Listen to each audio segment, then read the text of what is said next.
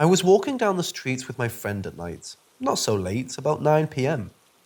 As I was walking, I saw a very normal woman with her medical mask on, in her 30s or 40s, from afar walking towards the opposite direction, which is my direction. As she came closer, she started looking at me and staring. It seemed weird, but I brushed it off. As we were passing by, I just glimpsed at her and walked by. And as I turned my head to my friend to continue our conversation, she grabs me by my arms and looks at me dead in the eye, with a very scary look on her face that I can't get out of my head. Her eyes were wide open, as if she was looking through me. But the way she was looking at me was as if she was very scared about something. She told me with a shivering voice, "Run!" I was weirded out and was like, "What?" She repeated herself as she was holding my arms. With the shiver in her voice, I could hear the fear in her voice and see the fear in her eyes. She looked very worried about me and kept repeating, "Run, you're in danger. Run, be careful out there." But then my friend pulled me away from her and told me not to look at her and continue walking. My friend thought that she knew me or something because of the way she was talking to me. I was traumatized. My friend told me to brush it off and that she may be cuckoo or something because there are a lot of weird people that walk the streets here. But she wasn't one of those. First, it wasn't that late at night. And second, she seemed like a very normal person that was dressed very decently and looked decent. I still can't get it out of my head. Anyone have an idea what this might mean?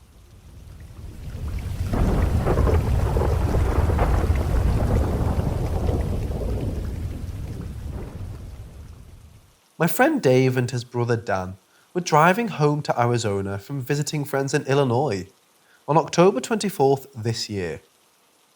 They entered the state of Kansas early AM, before sunrise. Both confirm this story. They first started to notice a town that they appeared to pass by repeatedly. A small farming town to the left, and identical cement, not metal, grain silo to the right. Same town to the left, same silo to the right. This exact town passed by at least 3 times, possibly 4 or 5. A thick fog rolled in, and ice started building on the car. A sheen of ice eventually covered the entire surface and made icicles on the antennae.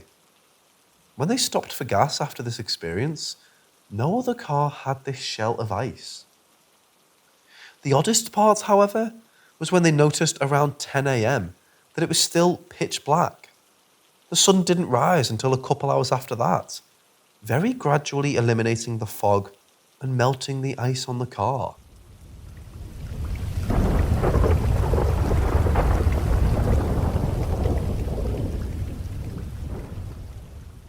Here's one from my youth.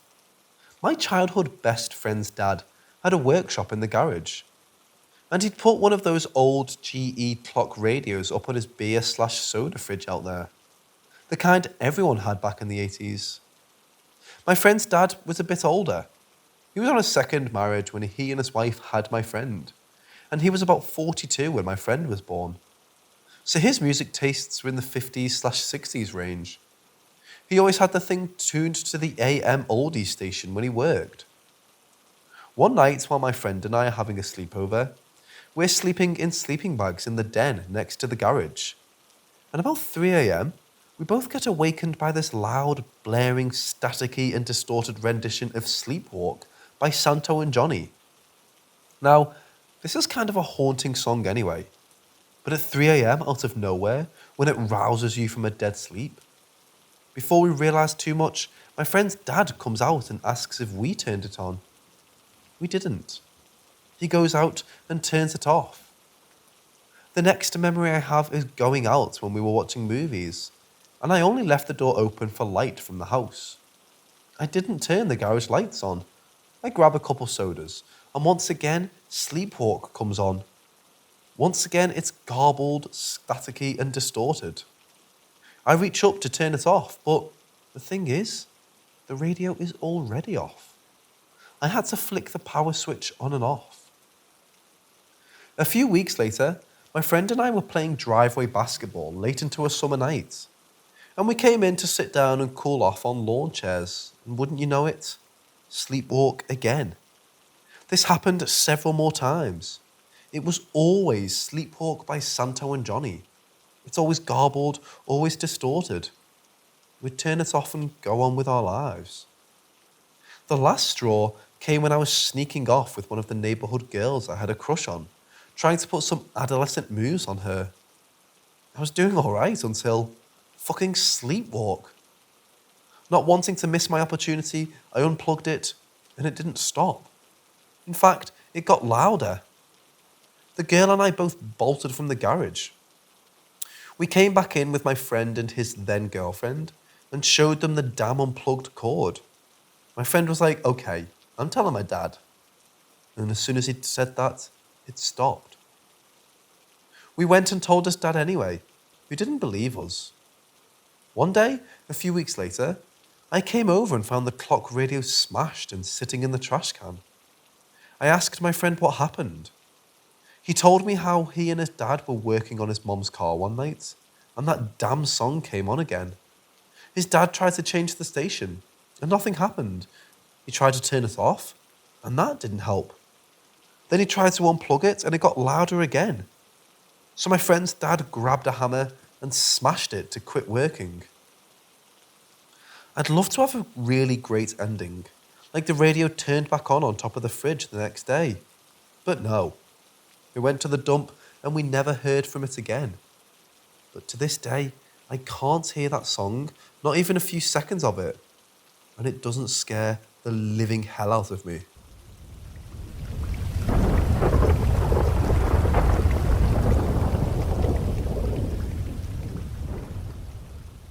One night about 5 years ago, some friends and I were celebrating a birthday party. It was late December and quite cold. The weather was very misty that night as well. I was having a good time and my buddy asked if I wanted to stay over for the night, since we were all going to be getting drunk. I said sure. I wasn't drunk yet, and some friends who showed up later had asked to head to my house to pick up some of their stuff. So me and the 3 girls went to my place. I lived in a dark back corner of the neighbourhood that bordered vast fields of property. Driving up to my house, we rounded a corner and passed a ditch. Remember this. I get out with one of my friends as we were literally walking to my room, grabbing clothes. She grabs some of her video games and we both leave. When we walk out of my house, dogs from all over the neighbourhood are barking like crazy. It sounded like hell, still making me shudder to this day. My friend and I looked at each other and noticed the house across the street. Behind the house was the field, and behind it was a massive light illuminating the back of the house. Ignoring that, we walked to my friend's car where the other 2 girls were. I tapped her window and she rolled it down. I asked if she could turn her car off real quick. She did. Without saying anything, her face went blank. I asked if she could hear all the dogs, and she said yes. We listened for around 5 more seconds when the howling and barking ceased at once, in unison. Nothing, no sound at all. We got scared, hopped in the car, and we drove off. We all felt like something odd that night, but didn't know. I asked them something that could possibly give me a rational explanation to calm me down. I wish I hadn't. I asked if they had seen another dog walking around making them mad, or maybe a flock of birds riling up the dogs. They both said no, and I believed them. It was only 2 minutes' time they were sitting outside my house. My friend piped up later and said she saw something when we passed the ditch going to my house. I asked what she saw. She described a sort of diamond that was changing shape, floating down the ditch. It was retaining a geometrical form, but shifting to different shapes. It floated down the ditch. I knew that ditch led to a runoff that went to the fields behind the neighbourhood. There was nothing we could do. We left and haven't spoken of it since. I had just graduated and would do yard work and clean up a lot inside of my house.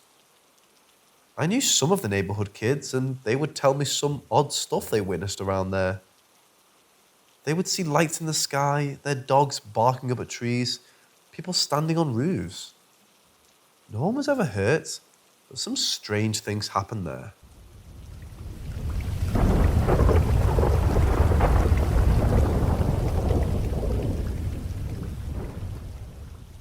I was in France with my family in the southern countryside in 2019, on holiday in the summer. I won't drag on with boring details, but we were staying in a two-story villa with a swimming pool that was enclosed by hedges on three sides, with a gap in one of the hedges to go back to the house, and a fire pit just outside the house. Every night, we had to put a pool cover over the pool to stop leaves and whatnot from getting in. My dad told me it was my turn to put the pool cover on, as he had done it the two nights previously, and I just finished unspooling the cover and dragging it across the pool very slowly. After I had finished, I was admiring the view from the poolside across the well-lit French terrain. It was around 6 when my eyes dashed to the quick movement. It was unlike anything I'd ever seen. I could see it running out of our neighbour's garden. Imagine a hairless dog with no head or defined paws, no mouth, eyes, or visible orifices. It had a skin tone like a white person, and it moved in bounding leaps, as a dog does at full sprints, but without the grace. It looked like a lot of skin-toned fleshy cartilage, very smooth and without contour. It was about waist height of an average man from what I could see. I could see its stump, where a head should be on a dog, pointing diagonally up straight ahead of it, which didn't move while it was running. I had a clear side/above view for about 3 or 4 long seconds, before logic kicked in and I realised that if it sensed I was there, I could be in possible danger. I was 15 at the time. I've always had perfect vision, and there was absolutely nothing obscuring it. I'm a skeptic, and even I couldn't justify what I had seen. My whole family didn't believe me, and basically called me crazy or tired, but I was wide awake and I know what I saw. Plus, our other neighbour's dogs, who were kept about a mile in the direction it was running, started barking later at about 8. Then we heard dogs barking further off in the distance at around 9. I talked to my neighbour directly opposite our villa, and she said she had no dogs. I talked to the neighbour with dogs about a mile up the road, and he said he hadn't seen anything.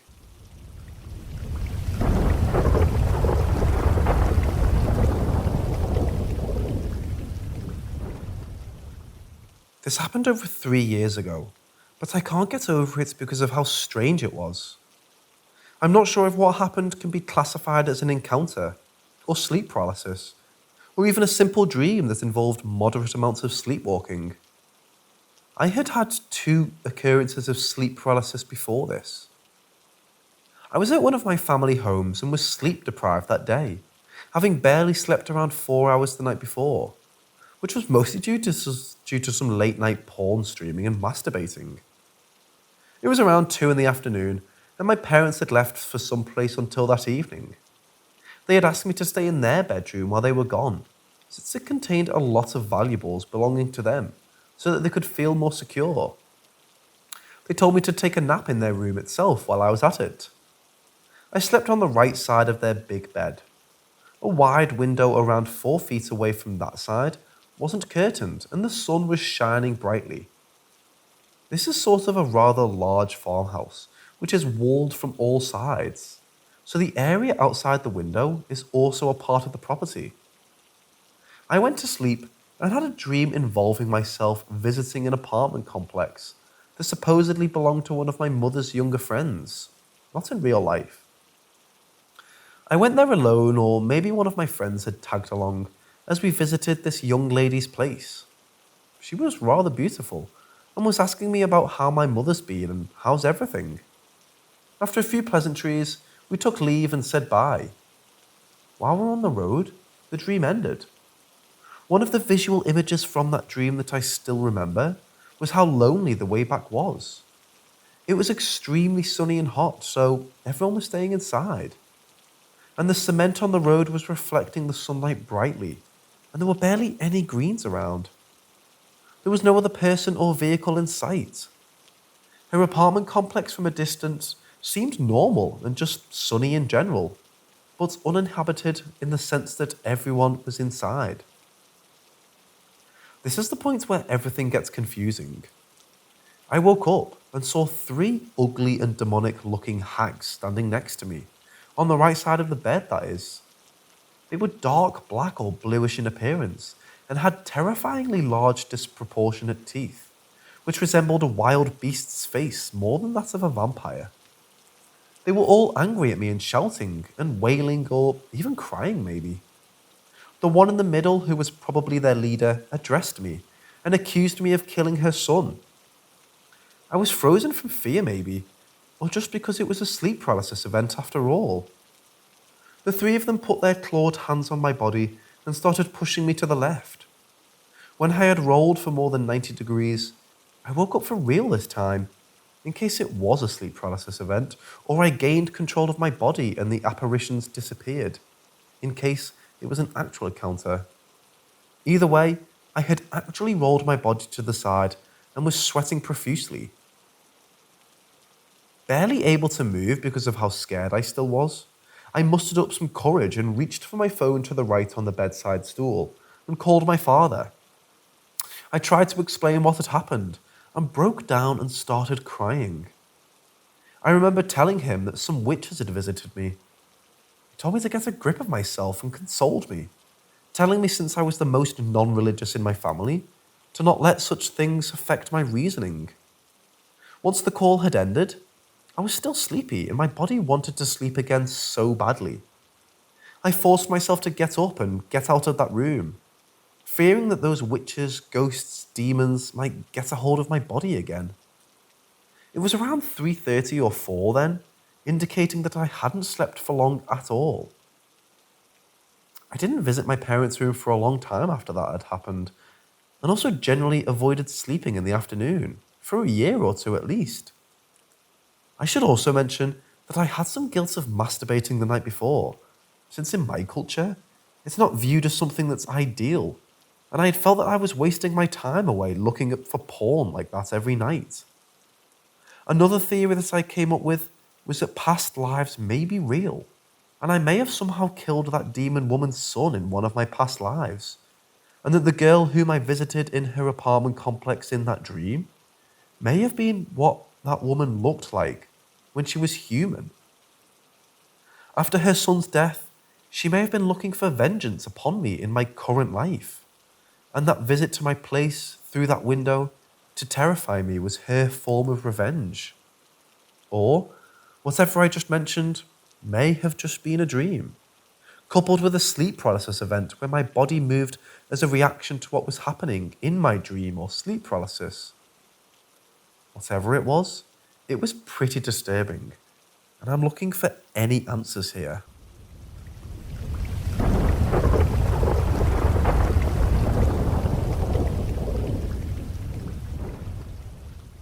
To preface, my dad was a staunch believer in UFOs, aliens, anything paranormal.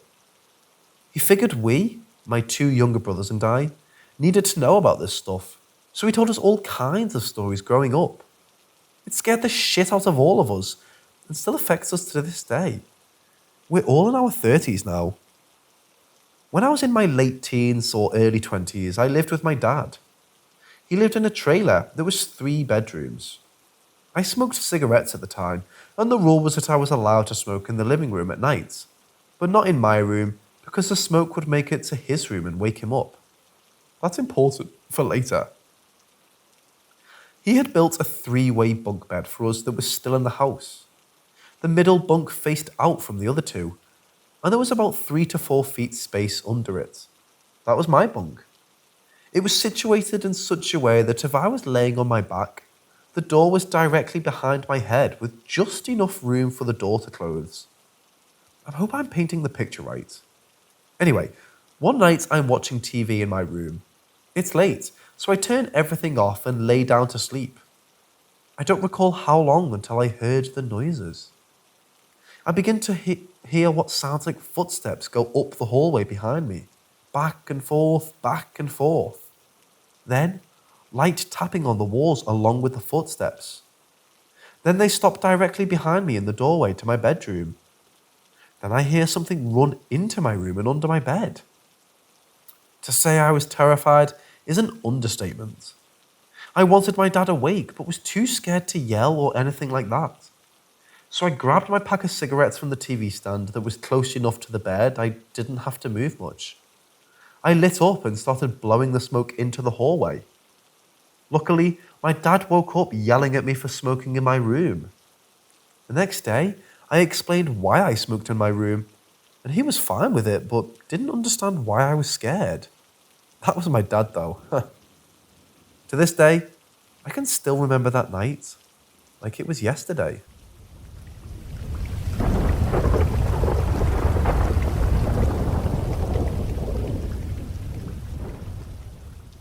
12 years ago, I met my wife. She was a very close family, and I was welcomed in by most of them pretty quickly. We would spend a lot of time at one of her sister's houses when we wanted to hang out. On one visit, the whole family was over having dinner. The sister that lived in the house said something about the guy in the garage keeping her up all night, with his tools banging around. Everyone empathized and just kept eating. I asked what they were talking about. They said the previous owner of the house was an older guy that spent most of his time in the garage, working on his vehicles. One time, there was some kind of explosion and he died in an ambulance on his way to the hospital. Now, they can hear him in the garage most nights, working on things. I figured they were pulling my leg since I was new to the family. My wife's brother-in-law, whose house it was, said the guy had a problem with men. He always messed with the men of the family, but not the women. Her brother then told a story about a night he was watching TV pretty late. It was past midnight, and no one else was awake. Out of nowhere, the TV volume went all the way up, then back down. Then the TV turned off, then back on again. The remote, he said, was across the room. At that point, he decided to walk home. I still just figured they were messing with me. Fast forward a few months. I was having some issues at home, so I asked if I could crash on their couch for a few days. One of those nights, I was up watching TV. It was probably 2 or 3 in the morning. I kept hearing sounds from the area of the garage, but that's where the heater and water heater are located, so I chalked it up to that. I was laying on my side on the couch watching who knows what. As anyone who's ever watched TV like that knows, when the commercials come on, you flip to face the back of the couch to give your neck a rest. On one of those couch-facing flips, I heard a voice that sounded like it was right next to me, whisper into my ear, say, "Go to sleep," quite sternly. I'm not one to screw around with things like that, so without turning around, I grabbed the remote, turned off the DV, closed my eyes, and tried my best to fall asleep. The next morning, I was telling them about it. They just had the "I told you so" face on. I've slept there since, many times, but never again on the couch. And if I ever start to hear him working in the garage, I know it's bedtime.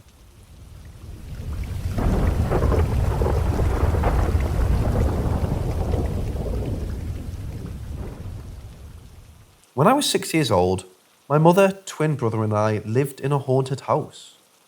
We would always experience weird shit. Long story short, late one night while in bed, twin brother and I slept in the same bed. I'm not sure what time it was, other than all the lights were off. It was pitch black. My mother was asleep in the room down the hall, and my twin brother was asleep beside me. My closet door opened up, and a presence came from the opened door. I couldn't see it, but I felt it. I felt it the same way I felt my brother laying next to me. It was very real. I couldn't see it, but I remember feeling the thing. It was extremely gentle. I felt myself being guided out of bed and led into the closet. I didn't question, just simply followed and obeyed. This entire experience was completely absent of fear, so I had no desire to run or scream or anything like that. Anyway, I entered the dark closet and the door gently closed behind me. Still, no fear. I stood there alone, in the dark. Then suddenly, all of these cartoon-like figures began to appear in front of me. Some of them had small, tiny eyes, others had great big eyes. Some had funny faces, others no face at all, only floating eyes. They were trying to interact with me by making funny faces, and I felt really comfortable and at ease. Again, I was only 6 years old at the time, so I was really amused with what I was experiencing. While I was still in the closet with the funny faces, things turned dark. The funny faces disappeared, almost as though they were frightened away or perhaps making a clearing for something much darker to make itself known. I remember not being able to move. I remember my shoulders being tightly grabbed, and this thing appeared directly in front of me and opened its mouth. When it did, this super long tongue came creeping out. It shoved its way into my own mouth and down my throat. At that moment, I blacked out. I woke up the next day in my bed. I have no idea or have no memory as to how I got there. I've been fascinated with sex ever since.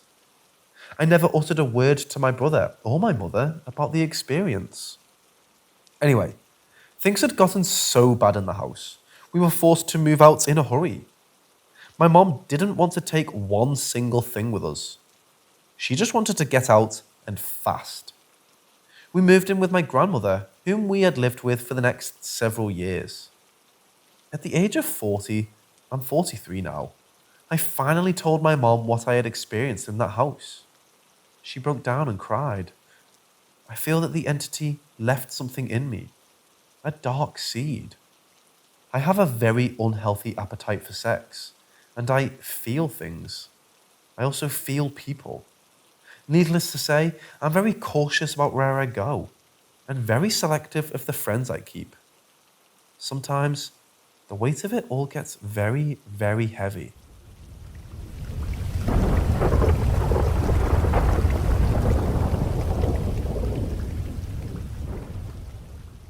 So this happened to me when I was a kid, probably around 7 or 8 years old at school.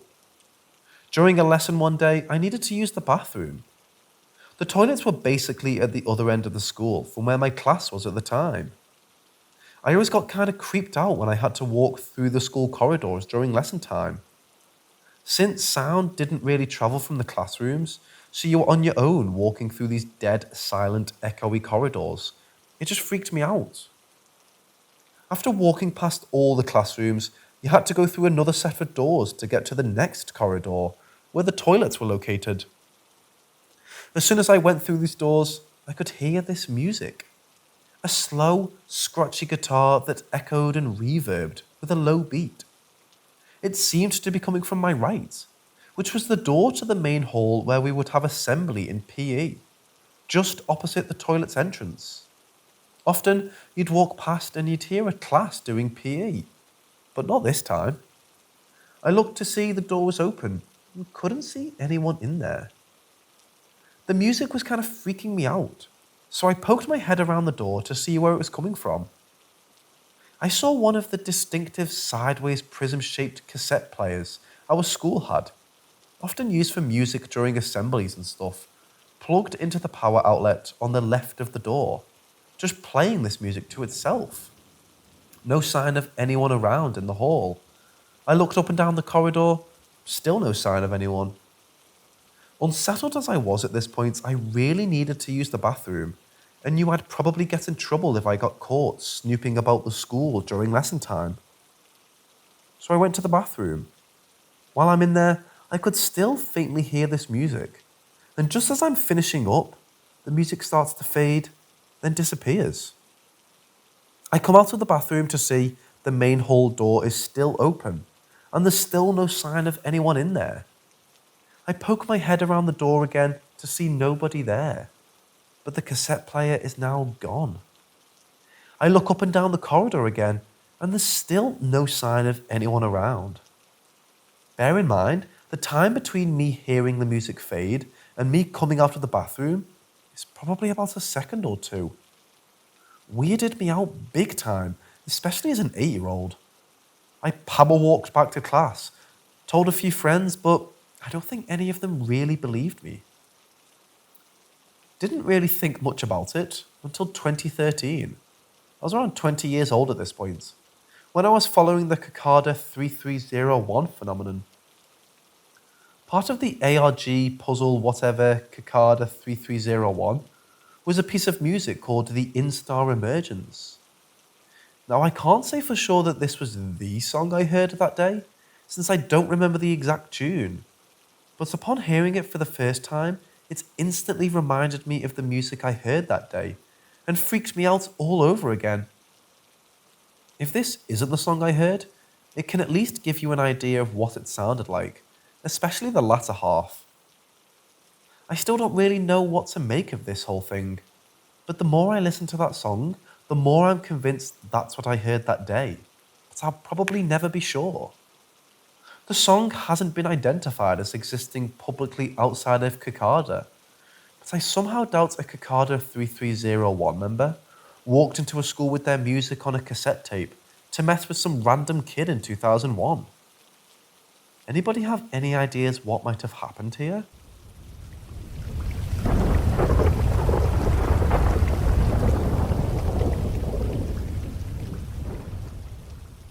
So I wake up in the middle of the night, but I'm not anywhere.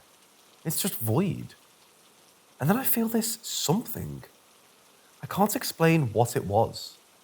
Trying to tell me something, but couldn't unless I allowed it to. It felt wrong to let whatever that was tell me what it wanted. My instincts told me not to.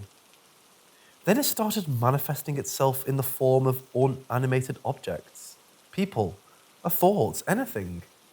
Kind of like trying to convince me to let it tell me, but I never complied. Then from this point on, I was aware of my own body and was conscious, but at the same time I was somewhere else. I'm sure it wasn't a dream, it didn't feel like one. So in the other place I first woke up in this wooden house, in a bed right in front of a door that was never opened or used in this house. I don't know how I knew this, I just did. The door just led to the outside if opened. But this time, the door was poorly closed, and one of the lower corners broken.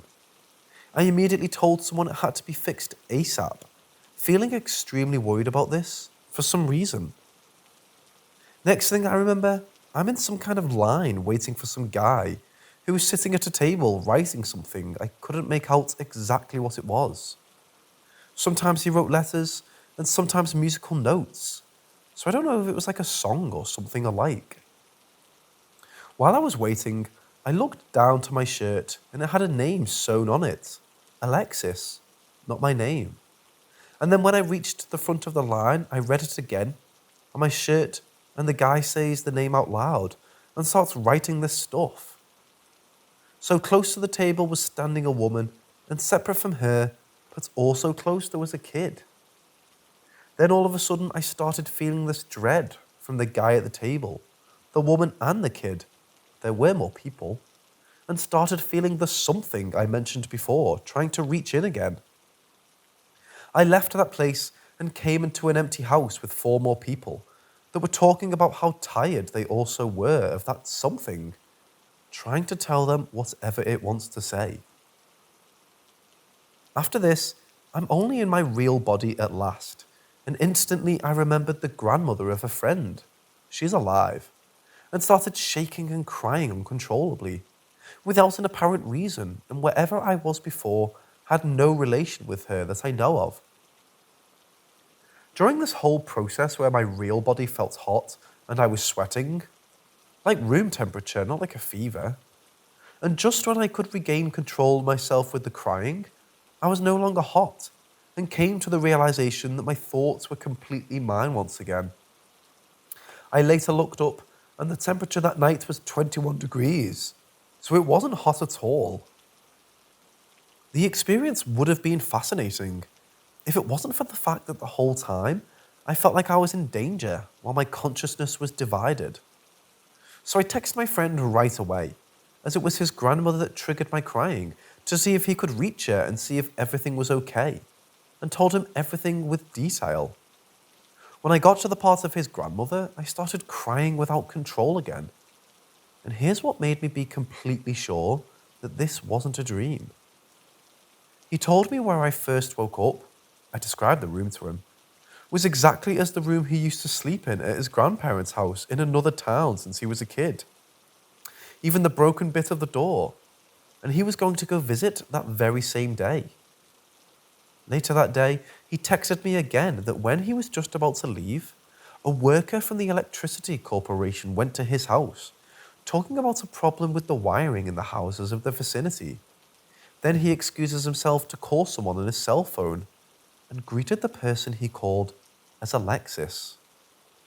My friend also told me that his mother and grandmother had something whisper to them before, even though what I sensed wasn't something audible or visible.